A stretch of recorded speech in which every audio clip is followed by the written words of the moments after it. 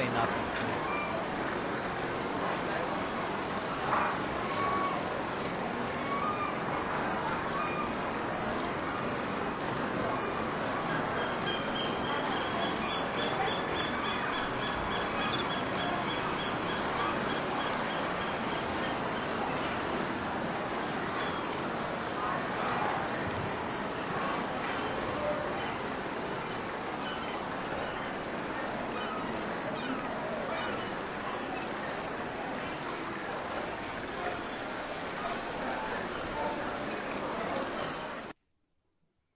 Hey, how you doing, Internet? How you doing? This is Trip, and I have got a really exciting show for you tonight.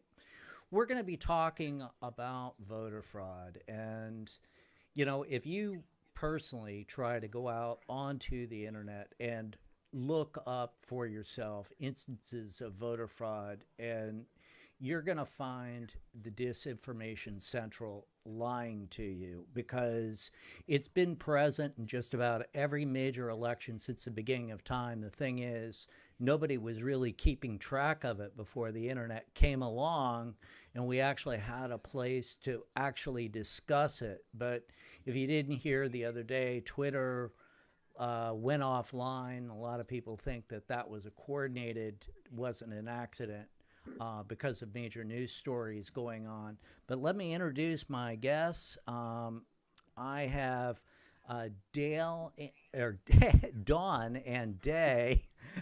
Try to say that as a tongue twister sometime. Welcome, ladies. Hi, Well, Trip. thank you, Trip.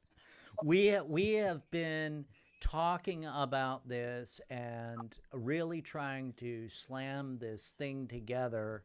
Um, and it has been exciting. Let's put it that way. But let me rest assure everybody that these two women actually do know what they're talking about. So let me see where we're at. I think I've got the right thing up. And yeah, there we are. So why don't you go ahead and start, Day? Um, Hi, my name is Day Jordan, and what I would like to talk about is ballot harvesting. Now, a lot of people don't know much about it, but basically, what it is it allows somebody else to submit your ballot for you. So we see that in 26 states, this is actually legal. But out of those 26, there's about a dozen to limit the number. So I'll use Minnesota as an example. You're only permitted to submit three for somebody else. Now, this is an absolute stranger, basically. Now, in 10 of those states, it's family only. So I personally believe that it should be family that submits a ballot for somebody else who's not capable. But like I said, in 26 states and a dozen of those states, it's absolutely legal. In Pennsylvania, we find that it's not legal at all. So you cannot ballot harvest. So there are many different types of ballot harvesting. We're talking about fraud. So I guess when when somebody is looking for a way, they're going to find it, just about in every single case.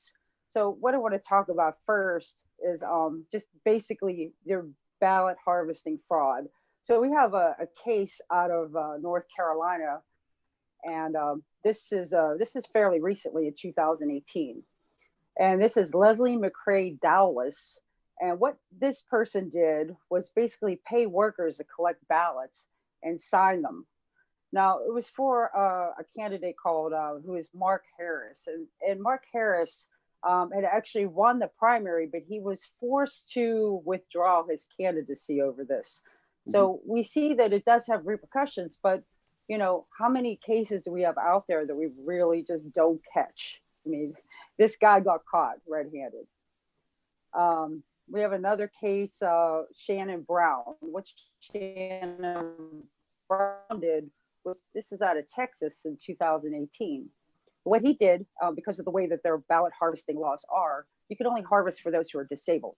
So he actually was taking young people and making it look like they were disabled in order to in order to win the election. But Obviously, he had won the primary by 5 votes, 5 votes, but he was convicted for it. So we see that this type of fraud happens, you know, and what can we do about it? I mean, this is, we're here right now to inform everybody that yes, this happens. Just like Tripp said, if you do a Google search, you're not going to find it. You're not going to find the ballot harvesting fraud that they keep pretending doesn't exist, but we know it exists. Uh, Dawn and I work every single day uncovering this sort of thing. There are many methods of ballot harvesting fraud, and another one is buying votes. So we have this guy Louis Wise out of California, Los Angeles, in 2016, and he was completely busted. This guy, what he did is he was going and getting homeless votes and having them sign up, but the homeless started using, well, most of them were using aliases. This is how he got caught. So not only were they fraudulent people, but fraudulent signatures, and he had so many of them. I mean, he was giving them cash and cigarettes, $1 a vote. Here's a pack of cigarettes a vote, And so again, this type of thing happens quite a lot. This type of harvesting. Now, let's say a family member wanted to, for one of their relatives, turn in a ballot in a state where it's legal. They can do that, but they want the signature of the person whose ballot it is and a family member to turn it in. I don't think that this is too much out of how it should be. To say, like in Minnesota, you have this total absolute stranger turning in 3 ballots. They can turn in 3 strangers' ballots. So I just find it where does that leave me in nursing homes? So we see them kissing nursing homes, and the seniors are very, very vulnerable. And I would say really they're at risk because we have nursing homes that are complicit in it. We have workers that are literally filling out these ballots with their political views and not necessarily the nursing home patient. So I have a couple examples of that too. We have in Texas, we have Zul Mirza Mohammed. He was a candidate for mayor. He literally got a fake ID, a fake PO box, and he asked for 84 applications for mail-in ballots, and he was tried and convicted of 109 counts of fraud. Wow. And this is canvassing nursing homes. It's unbelievable. Did you want to add something, Tripp? No, I was going to ask if there's anybody actually watching nursing homes that we know of, or any kind of reporting, central reporting, or somebody keeping track. I mean, nobody wants to keep track of nursing homes anyway. I mean, they're I'm keeping track. My mother is in assisted living in North Carolina where we live. She is in an assisted living. I have gotten a hold of the person there who is the representative of the population, the residents in the facility that is going to be witnessing their votes. And I trust her implicitly, but you would have to actually go to each of these places and find out who's doing that. And if there's make a judgment. I honestly think this has been going on for quite a while with the nursing homes. I think now it's just getting attention because of all the mail-in ballots. I mean, this is the year of the mail-in ballot. So now everybody's paying attention to what's going on and what has happened. I mean, we have another case, Dallas Jones, and he was a Texas political director. And what did he do? Illegal ballot harvesting in nursing homes. I mean, he was Biden's one of Biden's campaign managers in Texas. Now, as far as I know, he hasn't been convicted of it, but he has been accused of it.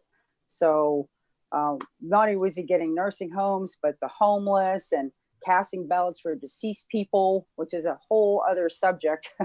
of itself. Again, you really need to pay attention to what's going on in nursing homes. There's no, if you have a relative there, make sure you know what's going on.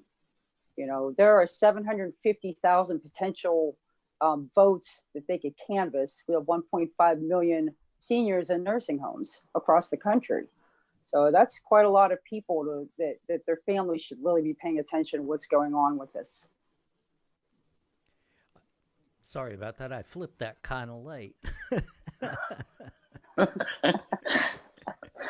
But that's Looking quite good, all right. Trip. Looking good. yeah. Well, it each has its own. But you were you were so the whole thing about all this is that there are so many cases that have been reported over time, and if you guys want to go out yourselves and look this up, the Heritage Foundation actually has some really good links on all of this information that we're talking about. Although a lot of it has to do with people actually walking into the polls and duplicate voting. That happens in every state. Right. It's 48 states now. Right. Out of what was that politician that said we had 57 or something like that? That was Barack Obama. Oh, okay. That kind of leads me to impersonating a voter. We have another case where somebody will walk in and pretend like they're somebody else, or in this case, it was her dead mother. Her name. Yeah, let me pull that right. up for you, wherever. Sure thing. It's there. But yeah, I mean, what she did is she impersonated her mother and cast a vote for her deceased mother. And when she went and she claimed, she says, "I'm not dead. I'm not dead." But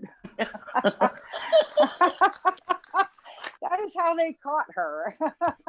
So they actually did allow her to cast that vote for her deceased mother, but they caught her afterwards when she claimed she wasn't dead, and the signatures didn't match, and the whole 9 yards. So the Heritage Foundation, like you said, Trip, is a great place. They have been keeping track. I'm not sure how many years, but I've seen back to 2010. You can look up the type of voter fraud, and it'll give you case information. It'll give you the state, the year that it happened. It's a very good resource if you're interested in this subject. Yeah, well, it goes along with the history of the history of the world started around 1993 for the internet. That's when we started collecting data on just about everything, and anything that happened before 93 is lost.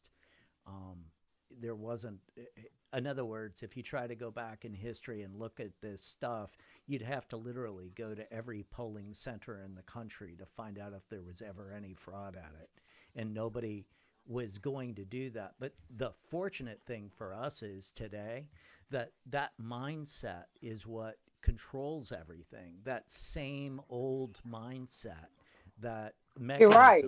And that mechanism is also a great defense.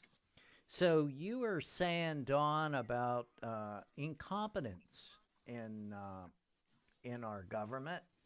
Why don't you take it from there? Okay, thanks, Trip. Thank you for having me on tonight. I want to start out with talking about the government bureaucratic incompetence, which is another way that mail-in voting fraud happens and nobody talks about it. There's been lots of cases since the primaries. In PA, they delayed the date of the primary to get better prepared for an increase in the mail-in voting, and they still could not handle the volume.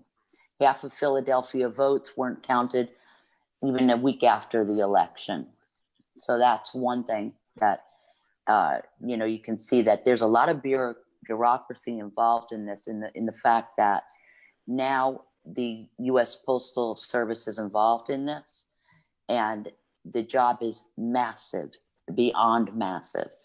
And, we were expecting that we could get the U.S. Postal Service up to date prior to having all these mail-in ballots coming in, the volume of them.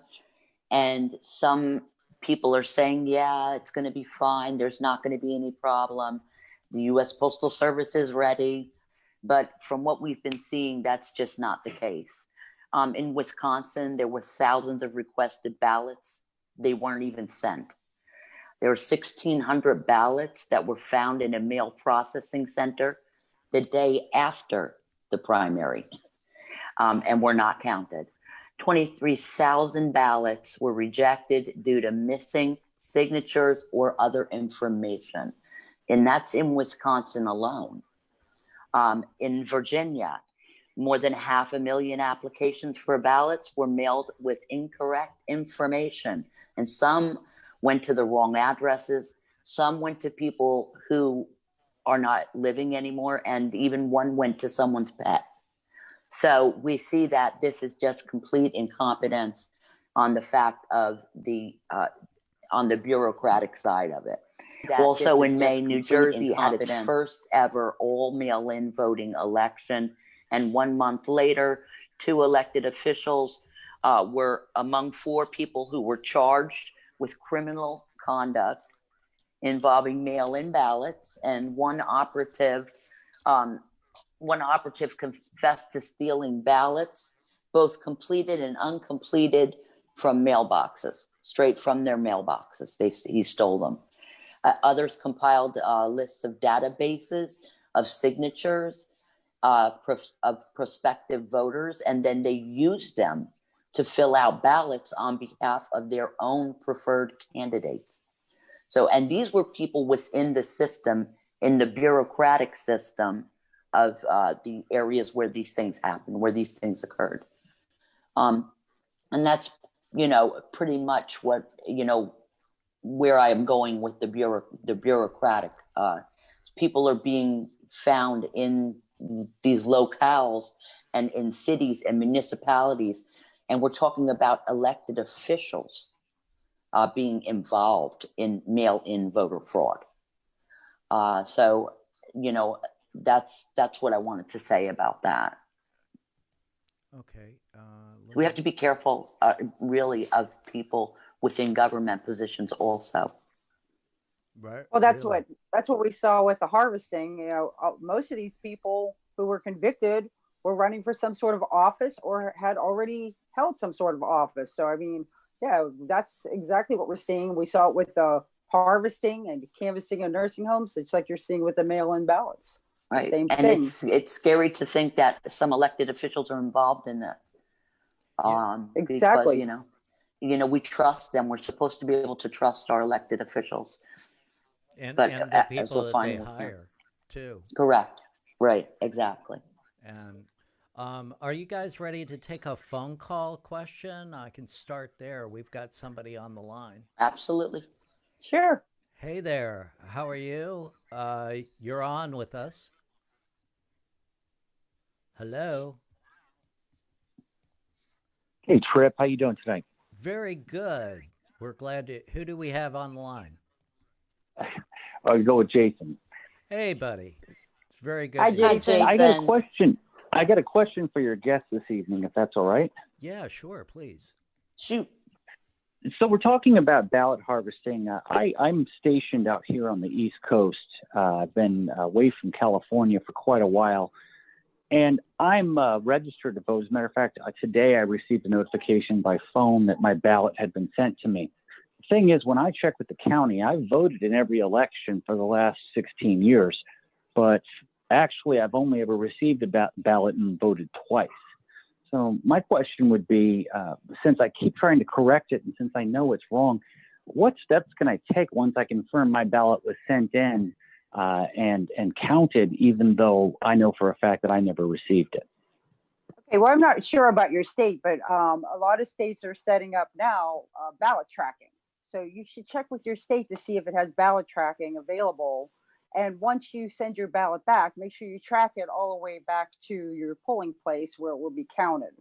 That would be my advice. Sorry, I don't think I said that correctly. I never receive a ballot. They mail them. You never received one. Address I had, no matter how many times I change it, it always reverts. And ironically, have my new phone number, but not my, they don't ever send me the ballot, but yet it is turned in and signed for and voted. It's counted as a vote through my county board of elections. So I'm just curious, what steps can I take, knowing now it's going to happen again? What is my recourse in this situation? I think he's asking, Honestly, who would he contact? You're going to have to contact your precinct and find out why you didn't receive your ballot where you're supposed to. Yeah, absolutely. The same thing happened to me. Okay, listen, I am a resident of Pittsburgh, but I'm in Florida right now. I gave them the address to send my ballot to, and unfortunately for me, they sent it to the Pittsburgh address.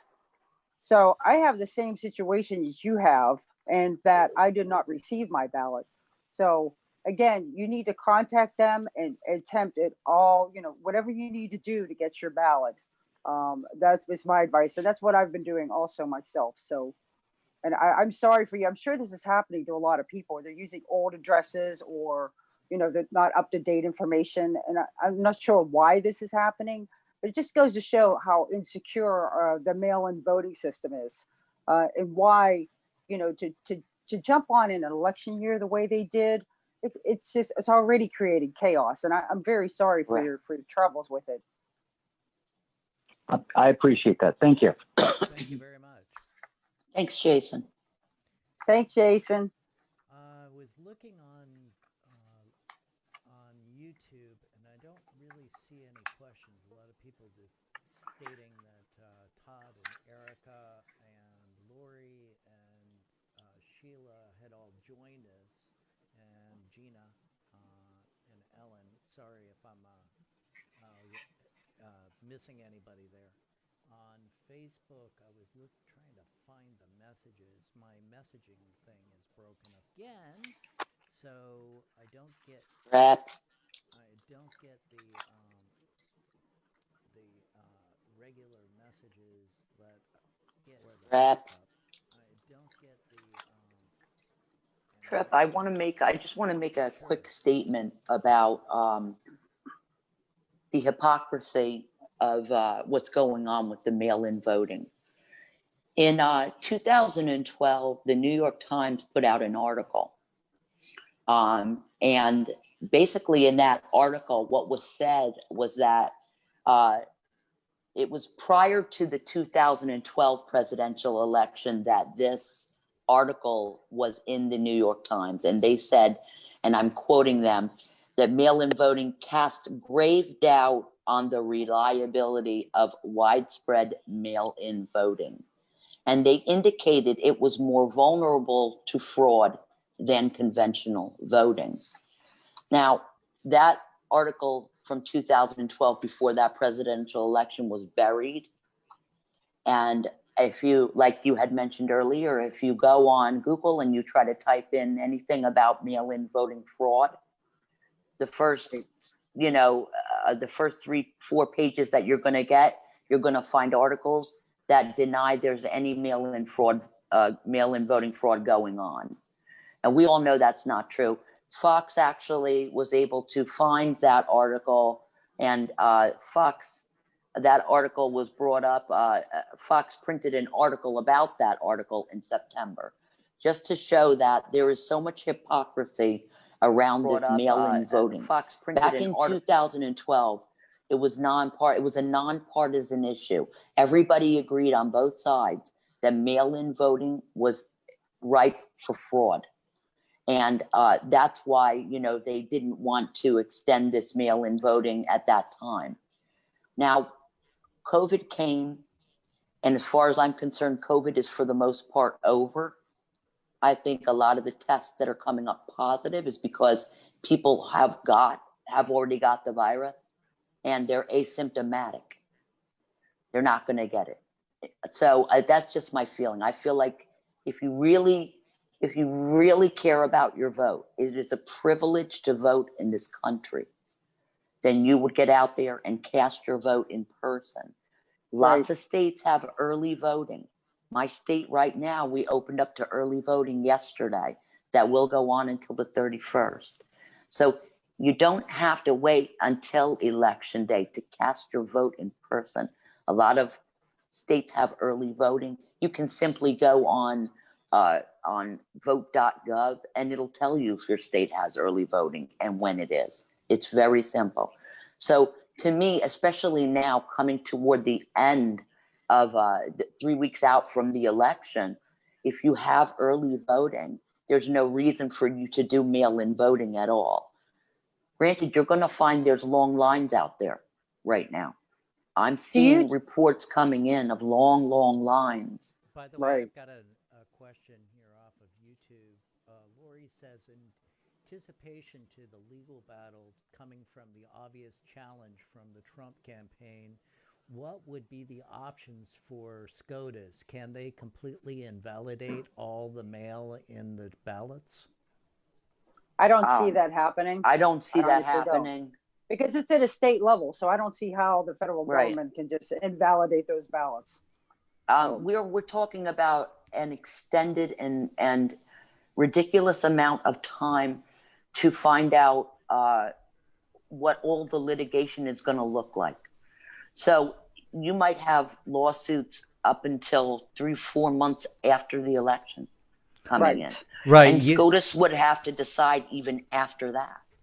Yeah, so, and you had said that there were how many cases currently pending even? Currently, well, there's been over 300 lawsuits filed against different elections going on in different states, different election procedures. And that's in most this of it cycle. Having to do, that's in this cycle alone. Yeah. That's in this general election that's happening right now.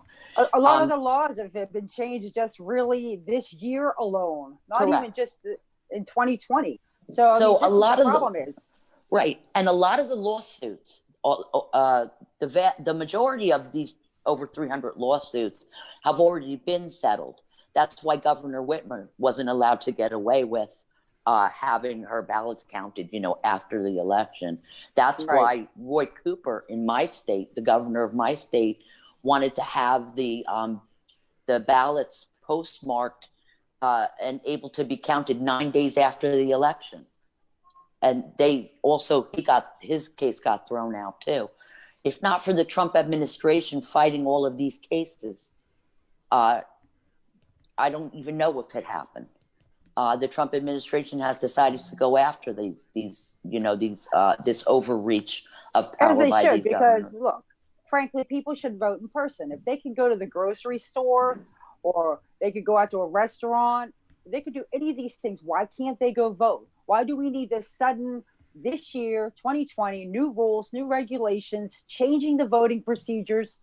No. It doesn't even make sense. If all these guys like all these big companies like Walmart and Home Depot, the government, little municipalities can make them give up square footage, and we can vote inside of Home Depot if that's going to be our temple. If that's going to be our accepted temple of community, is the local Walmart, use it.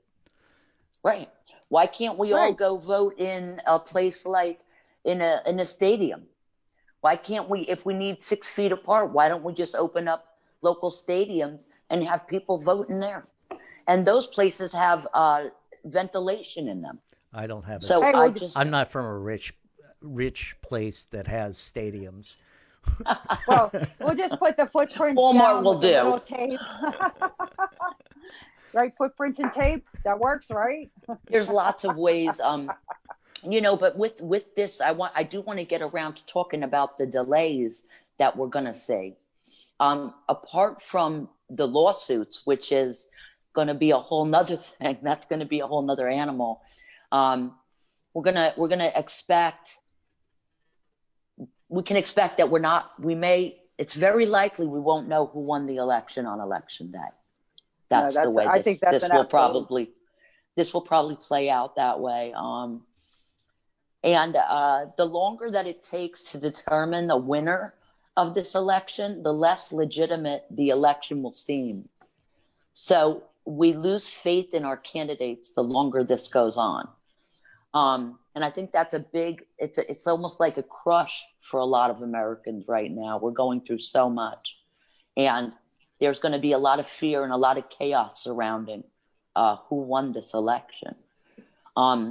It's just not a good time. There's never been a national election that's ever been done like this before, ever. I know it's gonna make hanging chads look like child's play. It's very, very true. Really. You said it really good, Dave. I mean, if we have a national election, I wrote a note, if we had a national election that relies heavily on mail-in voting, we're almost guaranteed to see a significant delay before we get final results. Right. And think about it. It's from the post office to the people who count the mail-in votes. The system just is not set up for it. It's not. The system is not set up for that. Do you trust your mailman? Do you trust your mailman? Do you I trust don't your know post my office? mailman. I live in a building. I've never seen my mailman.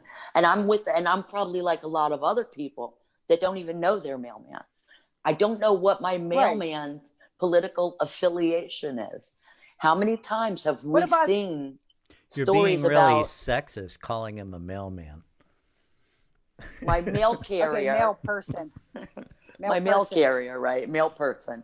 Mailman / woman. How many times have we seen articles on social media where they're talking about they have found, hundreds of ballots on the side of the road, hundreds of ballots in dumpsters, hundreds of ballots in the back of a processing room. Who's doing that? There was just a case in Pittsburgh where it had a mailman who didn't want to deliver the mail, and what is he doing? Dumping it in his house. Right. So we see that. Are there ballots in there? We have no way of knowing. Right. And to be honest, and to be honest and to be fair, there's 630,000 people that work for the USPS in this country. That's a lot of people. I'm not going to say that the vast majority of those people are not legitimate and kind, caring people, but we are not worried about those people. We're worried about the other people who we're reading about in articles, dumping their mail. In Kentucky, just today, we've read an article in Kentucky, I think it was Louisville, a post office worker, a mail carrier trip, was arrested, and charges are being filed against him because mail that he was supposed to be delivering, supposed to be Let me see if I can pull that up. Let me see if I can pull that up. I think we have a graphic of that, the article. He's been arrested. He lost his job, obviously, but he's also been arrested, and charges have been filed because they found mail in a dumpster along his route. Right. A lot of mail. And it was we're ballots. hearing a lot of this. Right. Everywhere. It was ballots. It wasn't other mail. It was ballots. They found ballots. Just specifically in a dumpster. ballots? It specifically was ballots in a dumpster. And he will be going to court. It is a federal crime to tamper with the mail. You would think that a mail carrier would know that. So we're looking at, we're looking at having to trust in other people. Our sacrosanct vote, the sanctity, the protection of our vote, we're leaving it in the hands of strangers if we don't vote at the polls in our own person. Secure, right. Okay, so let's say somebody it's not possible for them to go to the polls. How many states offer tracking now? All states should offer tracking now, if I'm not mistaken. I know mine. I know mine is. Yeah, I know mine is. I was pretty sure now that all states offer tracking now. So, well, there's 8 states that are doing all mail-in voting. I know for a fact they all offer tracking. I can't imagine a state allowing absentee ballots without tracking on them. So I would assume that, mail-in voting, that they would also be being tracked. And most states offer absentee. You could go online and track your ballot though. So let's say, I wonder if the mailman decides to dump a bunch of ballots, okay, and you're tracking your ballot, you see it never got there. What kind of recourse are people going to have with this? I'm wondering. I think that there is if you go online to your state, like I would go to, and this would be for anybody, I would go to northcarolina.gov and I can find out the county board of elections for my county that I'm in, and I can contact them, and there you can actually file a complaint. Yeah, but if your ballot doesn't show up. But wasn't it in New Right. Jersey, in that New Jersey thing where in Patterson, when they threw away 30,000 ballots, and at the beginning of that, the people were told tough luck. Right. There was Oh, such an yes. outcry, but Once again, that was a problem with the bureaucratic incompetence. That went straight to the heart of it, Trip. Anytime you see ballots that are completely missing, like here's a fine example, and people will never hear this, but this is a proven fact. 28 million ballots have gone missing in the last from the year 2016 to 2020. And I'm talking about primaries, the general election. 28 million ballots are missing. They've never been accounted for. Nobody knows where they are. And the vast majority of those were mail-in votes and absentee voting. Mail-in votes can be deemed, how could I say it? You can have a mail-in vote if you don't have a signature on your ballot. If your ballot doesn't have the correct information on it, it can be rejected. Thrown out. If the there's a address mark isn't on your ballot, right. if there's a mark Ballots on your ballot, can easily be rejected. Right. wow. Make sure there are no marks on your ballot whatsoever, because if there's some kind of mark, forget it. They're going to throw it out. Did you hear about Correct. did you hear about the people that were really worried about COVID, and they were trying to make sure that the ballot was clean when it got mailed to them, and they were trying to wash They them? sprayed it with like Windex or something. They bleached it. They bleached it. Yeah, Right. I'm assuming that one was rejected also. Rejected. Absolutely. That was rejected. So there's a lot of misinformation right now about mail-in voting. No, really? And I'm gonna be honest. I'm gonna say that your best bet is probably to cast your vote in person, like you've always done. If you're scared about COVID, That's right. bring a mask, bring hand sanitizer, and make sure after you cast your ballot that you put the hand sanitizer on your hands. Get home and wash your hands. But don't not vote. Don't not vote, or don't cast your vote to the wind, not knowing where it's going. Right. Especially now in such a this election is the election of a lifetime. I'm praying to God we never see anything like this again. We already have enough violence in the streets. We don't need any more. A stalemate election on November 4th bodes very badly for the the violence that's in the streets. If people think that one person won but they don't know, that's really that really undermines how we feel about our freedom in this country. Because if your vote isn't sacrosanct, if there's no sanctity in the protection of your vote, what have we got left, really? Right. We don't have much. I completely agree. Completely agree.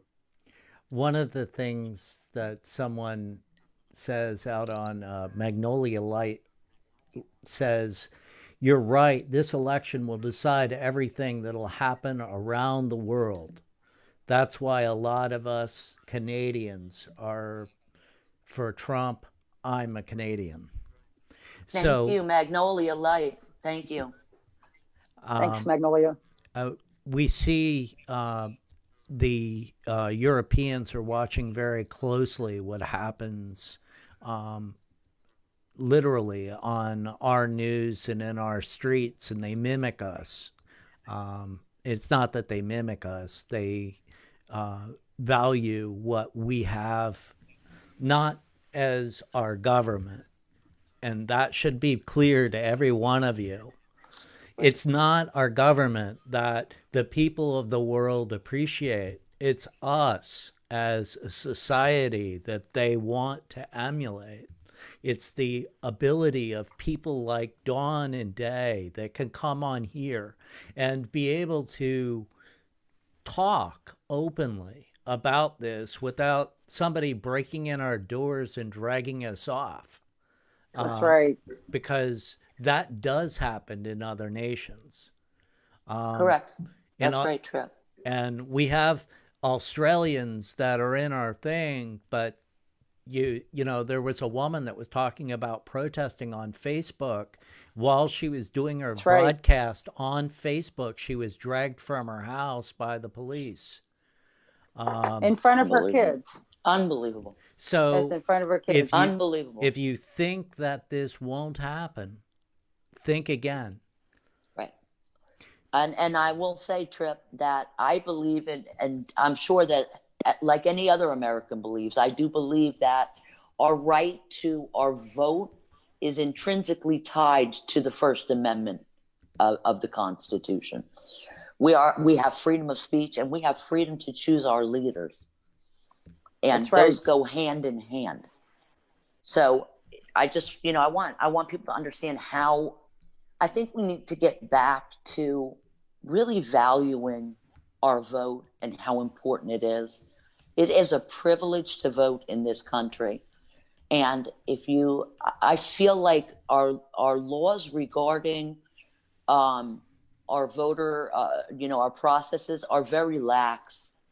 They've just been left by the wayside. And we need to, if we can, hopefully if we can get Trump for another 4 years, he can somehow try to institute an amendment or something that would make voting uniform and each state, not for state elections, I'm talking about for federal elections, for general elections, where you are voting for the president.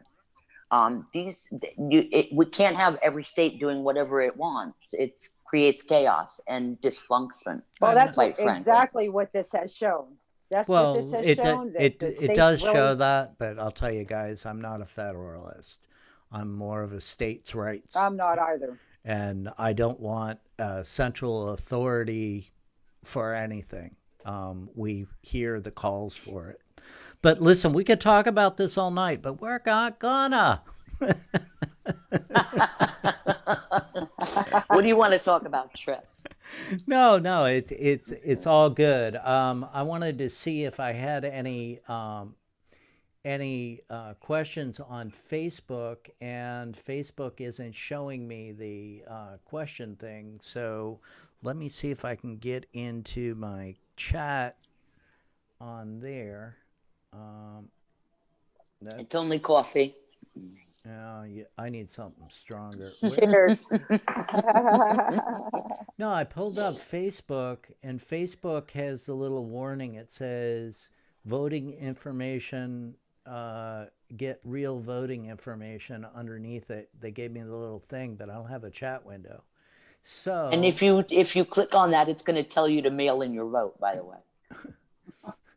Well, I was surprised that by me having that I was going to have an event that had the word vote in it, that Facebook would run the really run the video. You think you've been censored? That's a serious stuff now. Yeah. Right. Well, the real question about the censoring is and I put this out as a real poll question on Twittersphere, was Twitter actually having a meltdown yesterday because of that Biden thing, or was it an accident on their part? No, that was no accident. What a coincidence, huh? Yeah. I don't believe it was an accident either. I don't. No, Day and I are under the same. There's definitely, they were trying to backpedal what happened with that. I think they got caught off guard.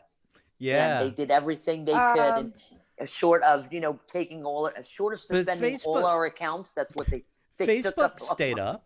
I mean, Facebook has more users than Twitter does. Well, isn't Mark Zuckerberg richer than Jack Dempsey? Or I don't know, but I'm joking. I just don't want to. Can I add something? Sure, please.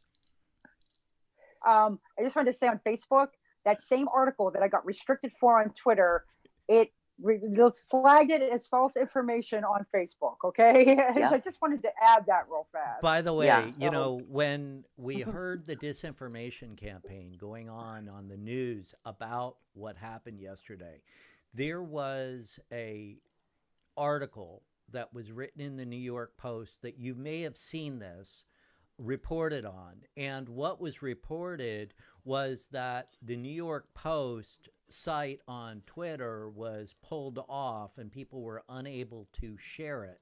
That totally was not true. Day here decided to share it and she got suspended. Correct.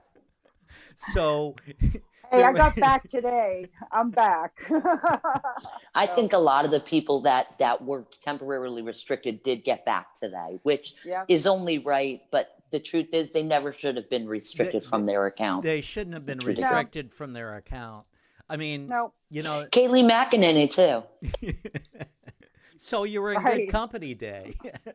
Day is in great company. That's what I said. Hey, look, James Woods. Wow.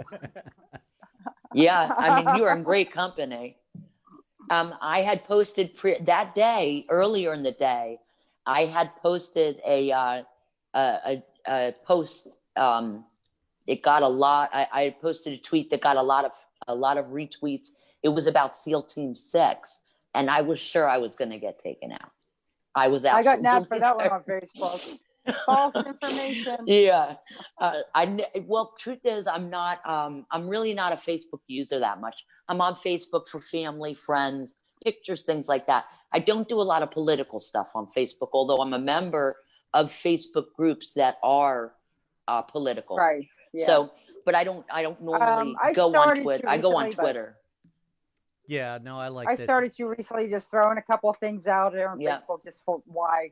Because I think people should know some of this information, but again, it's more accepted on Twitter. But I feel like at times I'm preaching to the choir on Twitter. A lot of my friends on Facebook are musicians, so they're liberal for the most part. Me but, too. I think information is information. I agree with that, Day. No, I second Day. Most of the people on Facebook for me are musicians and artists. Because I'm really into the art community and most of my friends are around that. So I went to Twitter and I have more of I don't know, the thing is you can build a coalition or a group on any platform. I decided to camp out on Twitter and got to know its platform and its people. And along the way, I've met some really great people, just like you, and the people that are asking questions too. It's just become a wonderful community of people that want a better world collectively, and we can each take our own step, but we have to do it together. With that, I think we're going to call it a night. I don't see any other things coming in and questions coming in. I'll check YouTube real quick. And somebody seconds our Patriot. Communities are awesome. Wow, wonderful. Thank you very much. Thank you. All right, guys. Well, I really appreciate you coming on and doing what you're doing. You can reach out to Day and Dawn on Twitter. I goofed and I don't see your Twitter IDs. I typed them in, honest. Day, you want to go first? What's your ID? Mine is really easy. It's at Day Jordan, all one word, DaeJordan. Feel free to ask me anything. You can send me a DM. I'd be happy to answer your questions. As would Dawn. Go ahead. Everybody knows me on Twitter as Logic. My Twitter handle is at Merlins. It's all lowercase, MERLINS _girl, GIRL. All righty, ladies. Thank you so much for being on, and stay on the chat window. Let me run this out, and I'll be right back with you. The rest of you, have a great night, and remember, turn the electronics off after you watch this. It is Friday night. Kiss somebody that you love. Have a great night. Good night. Good night, everybody.